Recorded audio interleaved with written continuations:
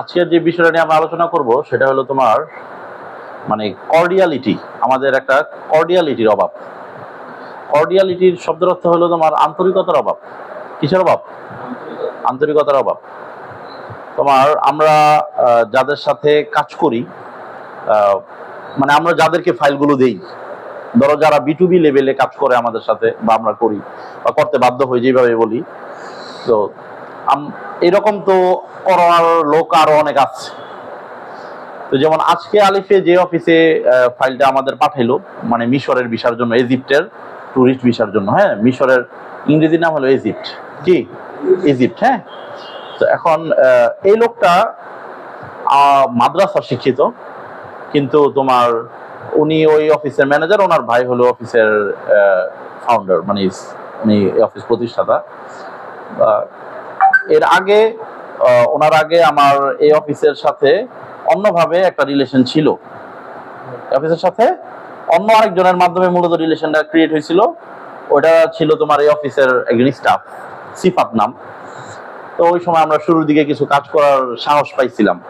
মানে আমরা first time যখন ইন্ডিয়ান ভিসা কাজ করতাম, তোমাদের তো আমাদের ইতিহাসগুলো জানা দরকার। হ্যাঁ, আমরা ফার্স্ট টাইম যখন ইন্ডিয়ান ভিসার কাজগুলো করতাম, তো তখন তোমার হঠাৎ অনেকের এই কোয়েরি ছিল যে ইন্ডিয়ান ভিসার কাজ করেন, তাহলে কি আপনি মালয়েশিয়ান ভিসার কাজ করেন না? আমার চোখের সামনেই আমার খুব ক্লোজ একটা ফ্রেন্ডের তোমার ওয়াইফ রে 94,000 টাকা ভিসা কন্ট্যাক্ট করে মালয়েশিয়াতে নিছে। অথচ সেই ভিসা আমরা এখন 6-7 হাজার টাকার মধ্যে করে দিচ্ছি। ওই সময়ও কিন্তু যে কন্ট্যাক্ট করে 94,000 টাকায় নিছে, সেও 6-7 হাজার টাকার মধ্যে ভিসার কাজটা শেষ করছে। ঠিক কিনা?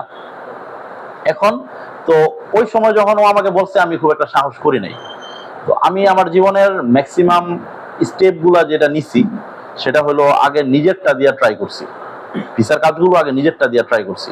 আমি নিজে আগে তোমার দেখা গেছে যে সিঙ্গাপুর ভিসার জন্য চেষ্টা করছি, বা নিজে ধরো ইন্ডিয়ান ভিসার জন্য নিজে করছি, থাইল্যান্ডের ভিসার আগে নিজেরটা করাইছি একটা এজেন্সিরে দিয়েই ধরো। তো দেখছি যে আমার ভিসা হয়েছে, তখন বুঝছি যে না, আমার ক্লায়েন্টও ভিসা পেতে পারে। মানে অনেকে আছে না যে ধরো বাইক শিখলো, সে তার আপন কাউকে উঠাইলো, মানে তার যদি ক্ষতি হয় সেটা সে পোষায় নিতে পারবো, বা নিজেই চালাইলো, আরেকজনের এই সে সাথে সাথে সে রাইডার হিসাবে রাস্তায় বের হয়ে গেল না। কথাটা বুঝছো না আমার কথাটা?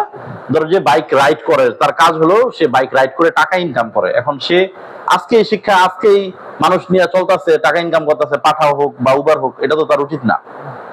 তো আমাদের কাজটাও তো আমরা একটা সেবা দিই। এখন এই সেবাটাতে তোমার ভিসার ব্যাপারটা বোঝার জন্য আমি নিজে আগে নিজেরটা দিয়ে রিস্ক দিছি। ওই সময় আমার জন্য এই 6-7 হাজার টাকা খুবই কষ্টকর ছিল, যে নিজের যে ভিসার জন্য 6-7 হাজার, 8 হাজার, 10 হাজার টাকা খরচ করব, এটা হতেও পারে না হতে পারে, এটাও আমার জন্য খুবই কষ্টকর ছিল। তো আমি নিজে আমার ফ্রেন্ডেরটা যখন আমি করি না, তখন কিন্তু বন্ধুরে না করে দিছি, যেন বন্ধু আমি এটা ওইভাবে পারতেছি না বা করি না। তো নিচে আমি জানি, তো আস্তে আস্তে ভাবলাম যে এইদিকেও আমরা চেষ্টা করি। তো ইন্ডিয়া থেকে আমরা আস্তে আস্তে তোমার সিঙ্গাপুর বা মালয়েশিয়া এগুলা অন্যকে দিয়ে করানোটা আমরা চেষ্টা করলাম। এরপরে আমরা ভিসা কোর্স করে বা অন্যান্যদের সাথে ভালো একটা কমিউনিকেশন বিল্ড আপ করে একটা নেটওয়ার্কে চলে যে সমস্যা বলে তার থেকে সমাধান নিয়ে নিয়ে আমরাও কাজগুলো শিখলাম। আস্তে আস্তে এক একটা দেশ আমরা বাড়াতে বাড়াতে অলরেডি আমরা মোটামুটি 20টা প্লাস দেশের কাজ আমরা নিজেরাই করছি। আমাদের এখান থেকে ভিসা করে মানুষ প্রায় 20টা দেশে গেছে, একজন না, অনেকজন। হ্যাঁ, অনেকের এমনও আছে আমাদের এখান থেকে 12টা দেশে, 13টা দেশে গেছে। কথাটা বুঝতে পারতেছো? এখন আমি যেটা বলতে চাচ্ছিলাম, আজকে আলিফে যেখানে ভিসা ফাইলটা পাঠালো, এই প্রতিষ্ঠানটা সে হচ্ছে মাদ্রাসা শিক্ষিত, কিন্তু সে খুবই আন্তরিক। খুবই কি, তুমি যখন যাইবা তোমার সে দেখা গেছে যে ভাই আজকে কিন্তু লাঞ্চটা আমার সাথে করবেন, মানে আন্তরিকতার পর্যায়টা এই পর্যন্ত। লাঞ্চটা আমার সাথে ভাই করে আসছেন, আচ্ছা বাইরে চা দাও বা বাইরে আলাদা একটু ব্যবস্থা করে দাও। আইসা এসিটা নিজে ছেড়ে দিল। ধরো যেখানে আমি বসছি, আমার বসার স্থানটাতে একটু ধুলা থাকতেই পারে, এই ধুলাটা নিজের হাত দা পরিষ্কার করে দিল। নামার সময় আগাই দিল, যাওয়ার পরে তোমার মহানাগা মুসাফা করলো। কথাটা বুঝছো? পানিটা নিজে আগাই দিল। তো এগুলাতে কিন্তু খুব কষ্ট না, এগুলাতে কি না, খুব কষ্ট না, কিন্তু এই আন্তরিকতাটা আরেকজনকে মুগ্ধ করে, আরেকজনকে কি করে, মুগ্ধ করে। এবং তোমরা এই জিনিসটা খেয়াল করে দেখবা, আমাদের গ্রামাঞ্চলে যারা দালাল আছে, অবশ্য আমরা যেহেতু এজেন্সি, মানে আমরা যেহেতু ভিসার কাজ করি, আমাদের এখানে বিভিন্ন দালাল বা এজেন্ট এরা আসে, আমরা তাদেরকে সরাসরি দালাল নামে আখ্যায়িত না করাটা আমাদের জন্য ভালো। হ্যাঁ, আমরা যদি বলি যে দালালে এটা, এটা আমাদের মুখ থেকে ভালো শোনায় না। আমাদের মুখ থেকে কি শোনায় না? ভালো শোনায় না, কারণ দালালই তো তোমার ক্লায়েন্ট। তুমি তারে সুন্দরভাবে যদি ডাকতে না শিখো, তোমাকে সে কিভাবে, মানে তুমি তো তারা ভ্যালু দিলা না। আমার কথা বুঝতে পারতেছো?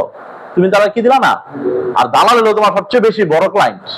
একজন যে দালাল, সে তোমাকে কাজ দিবে অহরহ, রেগুলার বেসিস কাজ দিবে। আর যে আজকে তোমার ক্লায়েন্ট, সে আজকে চলে যাবে, সে 2-3 বছর পরে আবার আইসা তোমার খবর নিতেও পারে, ভুলেও যেতে পারে, ঠিক কিনা? আর যে দালাল, সে তোমাকে রেগুলার কাজ দিবে। এই জন্য তাকে আমরা একটা সুন্দর নামে ডাকবো। আজকের লেসন গুলা কিন্তু মনে রেখো, কোন কোন ইস্যুসটা মেইন পয়েন্ট। হ্যাঁ, তো দালালকে আমরা কি নামে ডাকবো? এজেন্ট বলে ডাকবো। যে এজেন্টে এটা করছে, এজেন্টে সেটা করছে, বা এজেন্টের সাথে কথা বলেন, দালালের সাথে কথা বলেন, এটা শুনতেই খারাপ শোনা যায়। দালাল মানে একটা বাটপার ফিল আসে। সব দালাল আবার বাটপারও না।